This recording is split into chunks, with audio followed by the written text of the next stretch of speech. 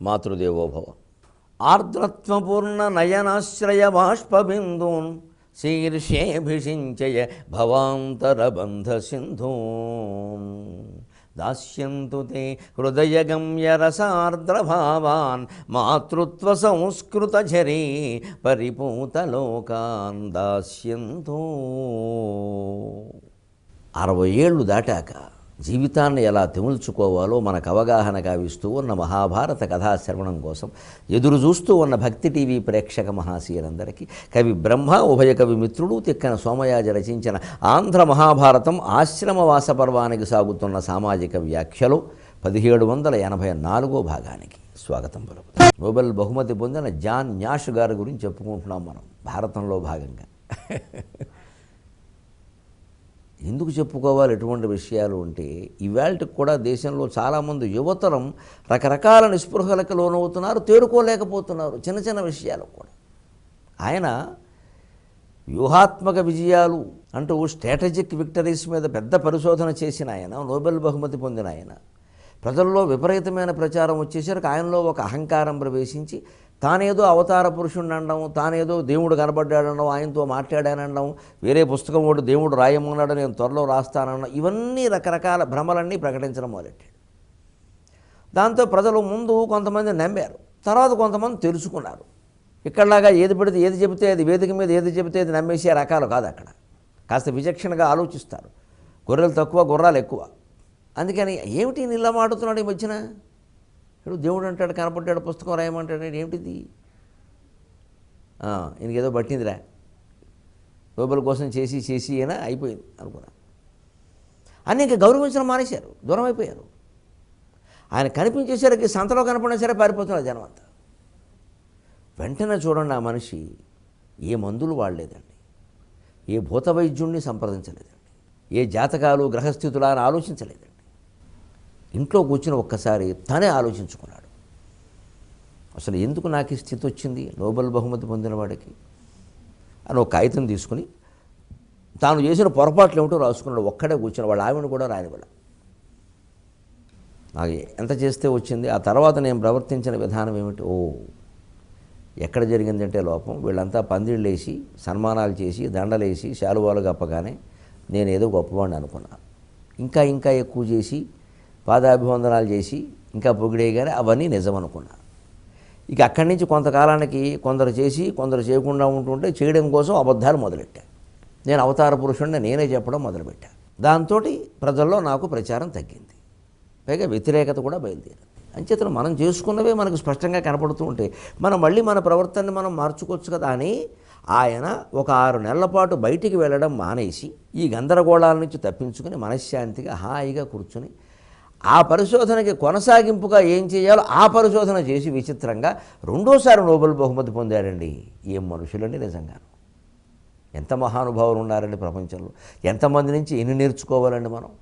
ఎప్పుడో పూర్వులు ఏదో కనిపెట్టారని గొప్పలు చెప్పుకుంటూనే మనలో చాలామంది ఇప్పటికింకా బతికేస్తున్నాం. దానికి మనం కొనసాగింపుగా ఏం చేయడం లేదు. కనీసం అవి ఎక్కడ ఉన్నాయో ఆధారాలు కూడా సేకరించే పని కూడా మనం చేయడం. పోనీ ఏదో ఉందంటున్నాం, దాని సూత్రం ఎక్కడుంది, ఏ గ్రంథంలో ఉంది, అది చదువుదాం, పట్టుకొద్దాం. గంటల తరబడి అరుగుల మీదను విశ్రాంతి మందిరాల్లో కూర్చొని వార్తాపత్రికలు చదువుకుంటూ దిక్కుమాలిన వార్తల మీద అంతకంటే పనికి మాలిన వ్యాఖ్యానాలు చేసుకుంటూ గడపడానికి మనం వెచ్చించేటువంటి సమయాన్ని పరిశోధనకు వెచ్చిస్తే ఎంత బాగుంటుందండి. దేశానికి సంబంధించి ప్రాచీన భారత వైజ్ఞానిక విషయాలు ఎన్ని బయటకు వస్తాయండి. ఆజన్మ బ్రహ్మచారులైన వాళ్ళు ఈ దేశంలో కామసూత్రాలు రచిస్తారా? ఎంత ఆశ్చర్యకరమైన దేశం అండి ఇది. ఆకులతో ఆపరేషన్లు చేస్తారా, చాకు ఉపయోగించకుండా ఆకుతో. మరి వైద్య రంగంలో పదవీ విరమణ చేసినటువంటి పెద్దలు ఆ పరిశోధనలు చేయాలిగా, ఆ గ్రంథాలు ఏమిటో చూడాలిగా. అవసరమైతే దానికోసం ఇప్పుడు కొత్తగా సంస్కృతం నేర్చుకుంటే మాత్రం నష్టం ఏమిటి? ఇంత తెలివితేటలు ఉన్న వాళ్ళకి ఆ భాష రావడం పెద్ద కష్టమా?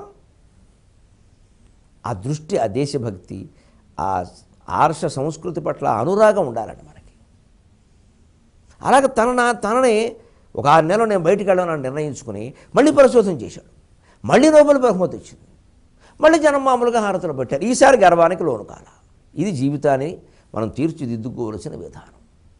కొంచెం దెబ్బ తిన్నాము అనగానే జాతకం మారిపోయిందేమో, వారి బదులు వీరేదో ప్రవేశించారేమో. ఆకాశంలో గ్రహాలు ప్రవేశిస్తారండి కొన్ని కోట్ల మందికి మీద ఉంటుంది దాని ప్రభావం, మన ఒక్కరి మీద ప్రత్యేకంగా ఏముండదు.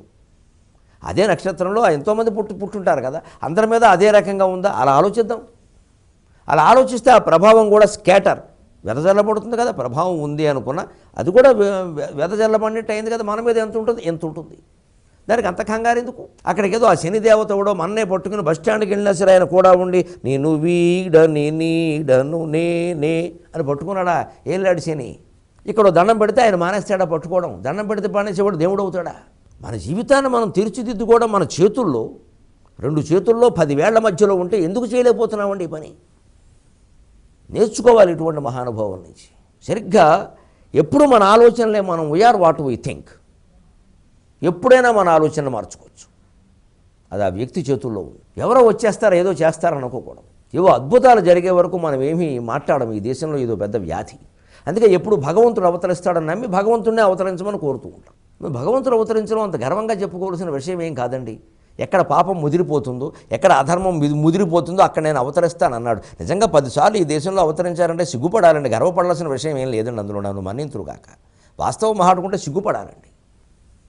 అన్నిసార్లు భగవంతుడికి అవతరించాల్సిన శ్రమ కల్పించింది మనమే కదా. పాపం పెంచేసి, అధర్మం పెంచేసి, అజ్ఞానం పెంచేసి ఏవో గొప్ప లీలల కింద చెప్పుకుంటామేంటి? బాధపడాల్సింది పోయి. ఇంకెక్కడ పుట్టలేదు కాబట్టి అవన్నీ మ్లేచ్ఛ దేశాలు అయినట్టు, ఇక్కడ పుట్టాడు కాబట్టి ఇదేదో గొప్ప దేశం. ఎందుకు పుట్టాడో ఆయనే చెప్పాడు స్పష్టంగా. ఎక్కడ పాపం దుర్మార్గం పెరిగిపోతాయో అక్కడ నేను పుట్టి మానవులు ఏమీ చేయలేని చేతకాని వాళ్ళని రుజువు అయిపోయిన తర్వాత నేను పుట్టి దాన్ని సరిచేస్తాను అంటే మనం సిగ్గుపడాలా? అది గర్వపడాలా? అబ్బే మనకు ఆలోచన అలా ఉండదండి. ఇక్కడ కృష్ణుడు అడుగు పెట్టాడు, ఇక్కడేమో డ్రాయర్ కట్టుకున్నాడు, ఇక్కడేమో తువ్వాల కట్టుకున్నాడు, ఇక్కడేమో స్నానం చేశాడు. ఈ ప్రదేశాలు మనకు కావాలి. మనకు అవశేషాలు దక్కుతాయి, అవగాహనలు దక్కవు. విదేశీయులకు అవగాహనలు దక్కాయి. వాళ్ళు ప్రతిదాన్ని విశ్లేషణ చేస్తారు. ఇది ఎందుకు జరిగింది, అదెందుకు జరిగింది, అదెందుకు జరిగింది, దీని నుంచి మనం ఏం నేర్చుకోవాలి.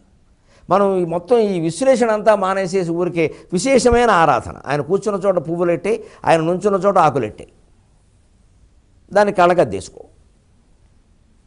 అందువల్ల మనకేం దక్కుతుందంటే విజ్ఞానం ఎప్పటికీ దక్కదు. చాలా కష్టం ఇది. ఈ పుణ్యం అనే భావన పక్కనట్టు జ్ఞానం అనే దానికోసం మనం ప్రయత్నిస్తే తప్ప బాగుపడే సమస్య లేదండి. ఇది నేర్చుకోవాలి.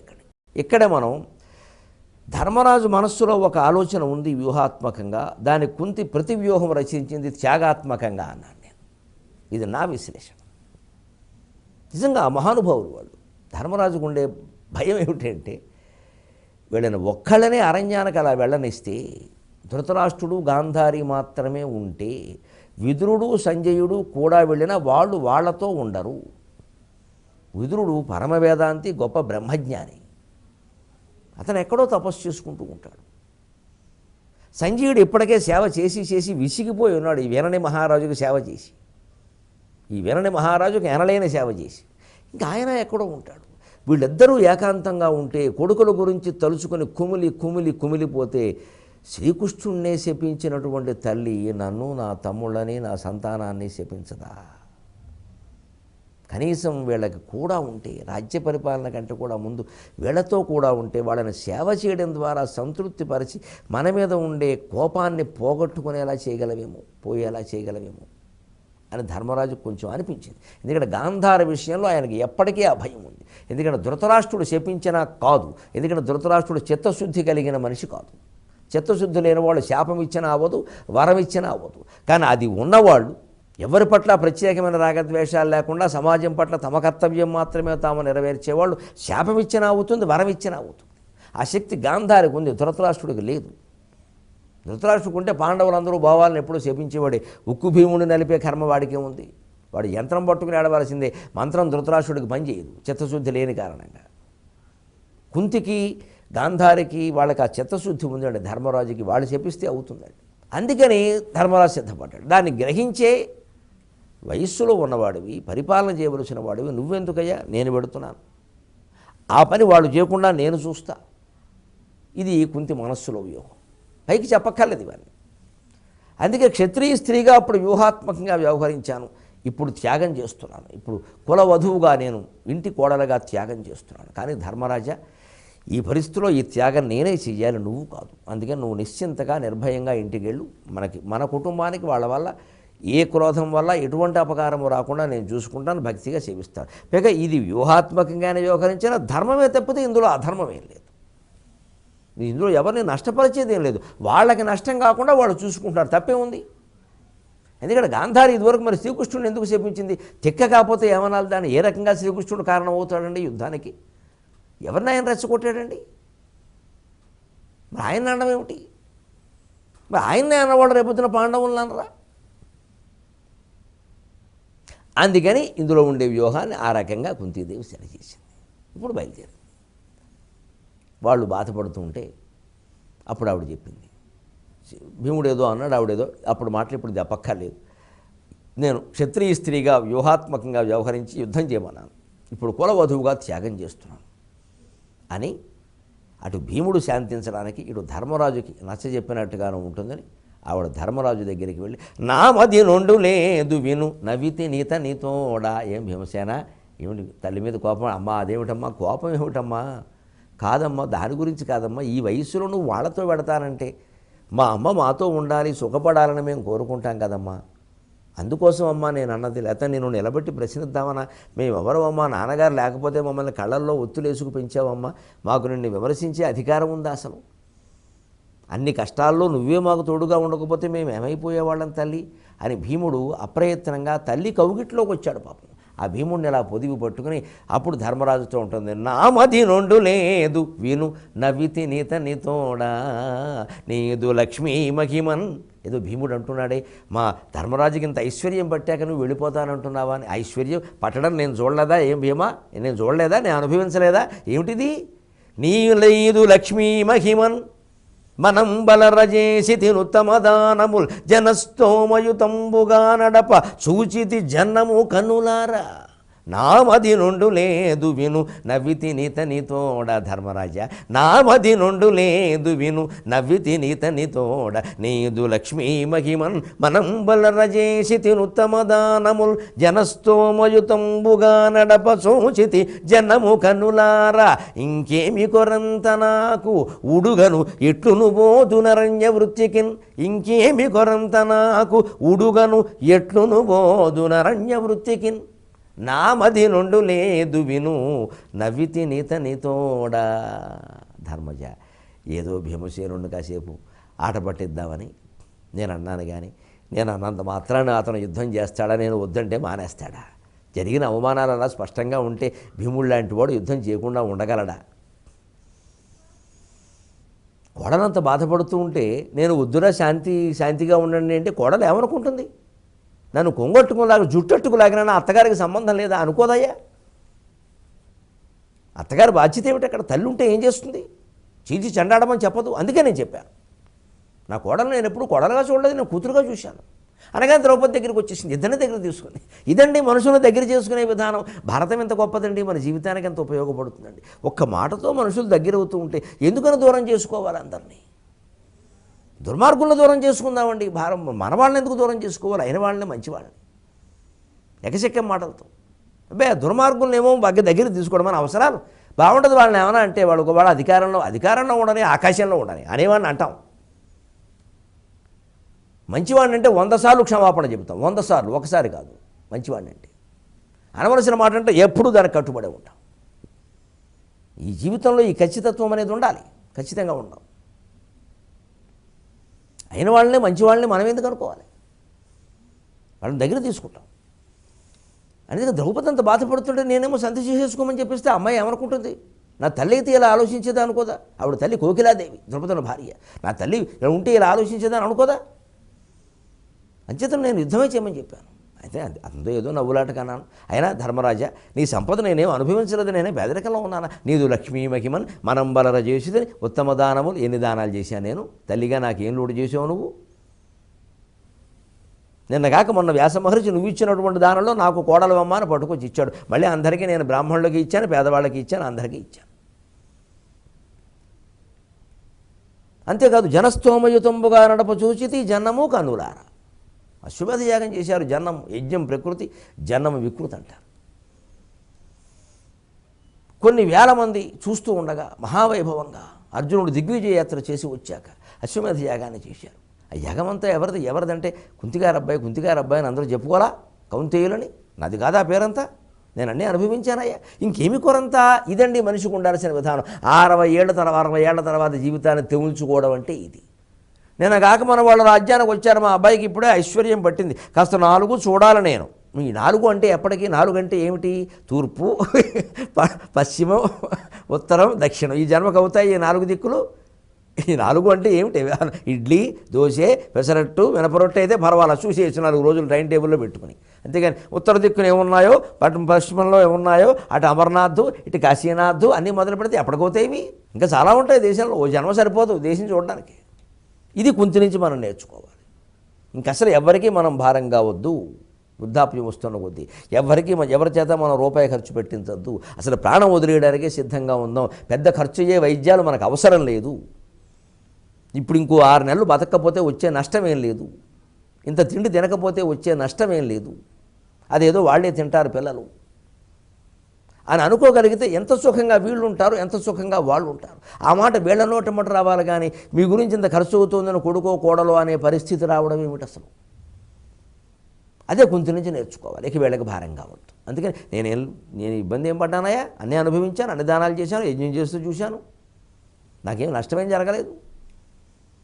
అందుకని నా ఇంకేమి కొరంతా ఉడుగను ఎట్లున్న పోదు నా అరణ్యవృత్తి. అందుకని నన్ను ఆపకండి, నేను బయలుదేరతాను, నన్ను వెళ్ళనివ్వండి.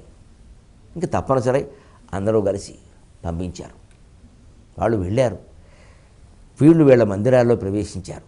పాండవులు 5 ద్రౌపదీదేవి, సుభద్ర, ఉత్తర, చిత్రాంగద, ఉలూపి అందరూ కూడా. కానీ ఆ ప్రవేశించిన విధానం ఎలా ఉంది అంటే వాళ్ళేమో ఆశ్రమవాసం హాయిగానే చేశారు, వాళ్ళ మనస్సులో అనుకునే నిశ్చయించుకునే వెళ్ళారు. కాబట్టి వీళ్ళు వాళ్ళని విడిచిపెట్టక ఉండలేరు.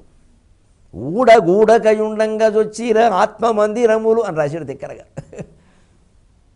ఊడకయుండంగా జొచ్చిరి, కూడకయుండంగా జొచ్చిరి. ఊడి ఉండగలేక కూడి ఉండగలేక. కూడి ఉండడం అంటే కలిసి ఉండడం, ఊడి ఉండడం అంటే వెనక్కి రావడం.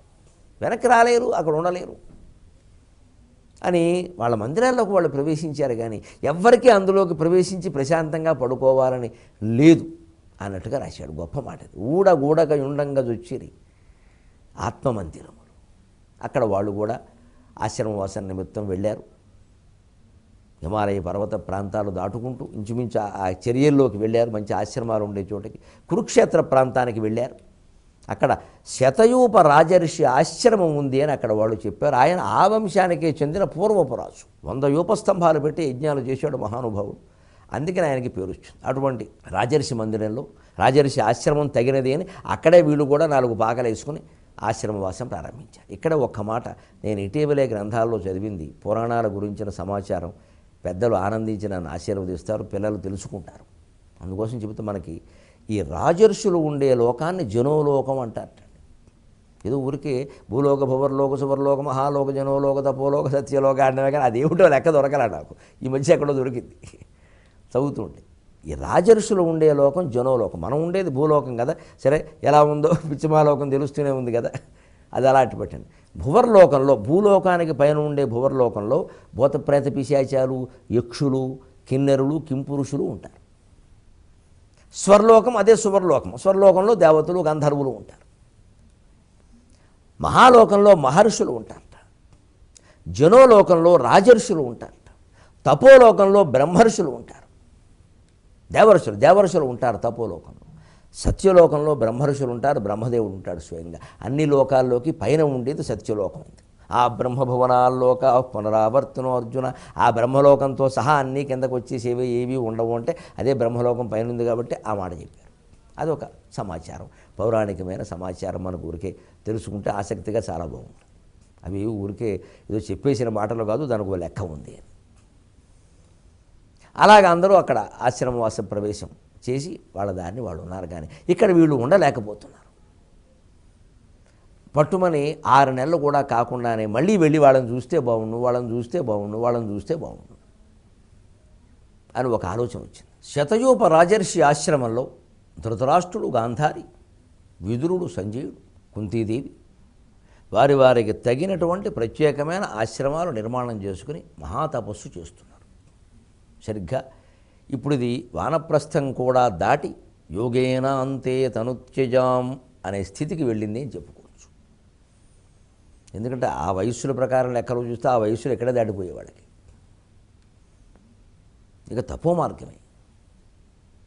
ఒక స్థిరమైన నిశ్చయంతో ఉన్నాడు ధృతరాష్ట్రుడు కూడా. ఇంకా ఆయన మనస్సులో ఇదివరకటి రాగద్వేషాలు లేవు, క్రమంగా తగ్గుతాయి. అందుకే కాస్త గాలి మారాలంటే వేరే ఊరు వెళ్ళండమ్మా అని చెబుతూ ఉంటారు. అందుకే నిజమే, వేరే ఊరు వెళ్ళినా మనసులో ఉండే దుఃఖం ఏమైపోతుందని చెప్పలేం, కానీ కొంచెం మారుతుంది.